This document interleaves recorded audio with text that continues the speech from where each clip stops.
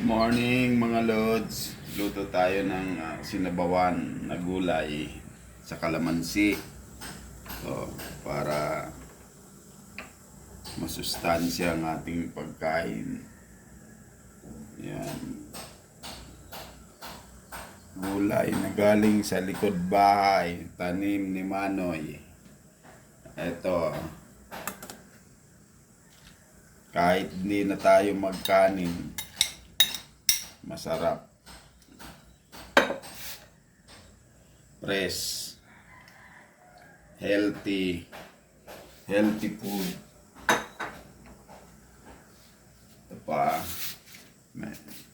Haluan natin na yung petsay, haluan natin ng malunggay.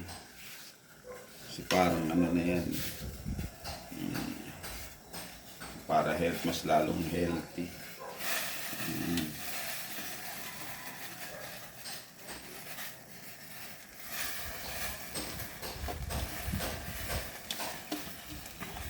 Masarap yung marami.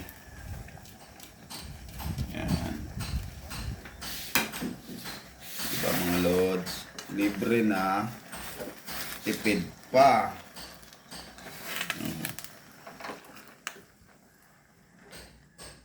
Sa mahal ng gulay, kailangan natin ng magtanim.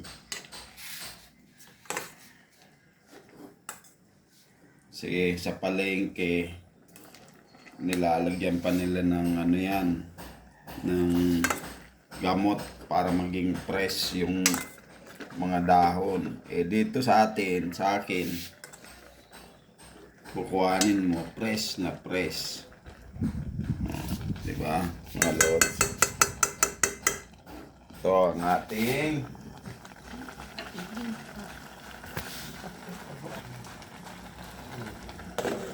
tapan mo muna, lods, para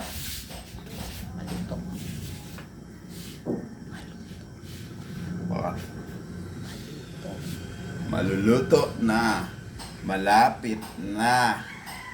Yan.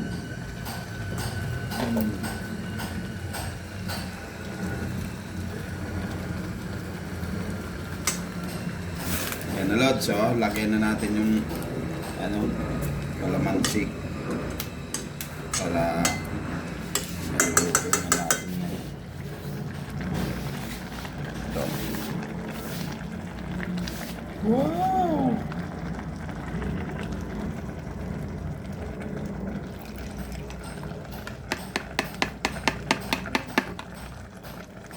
Oh, diba? Masarap, malasa. Good morning mga lods.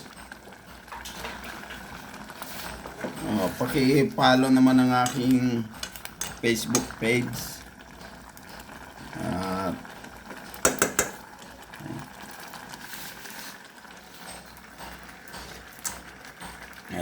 Sarap.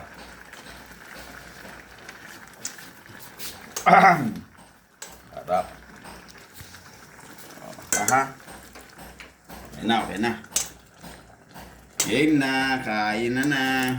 Gulay pa lang, solved na kahit walang kanin. Ito po ang mga pagkain ng mga diabetic, pag mga nagda-diet. Walang carb, walang kanin, gulay lang. Solved na. Makakaiwas ka sa mga sakit sa katawan.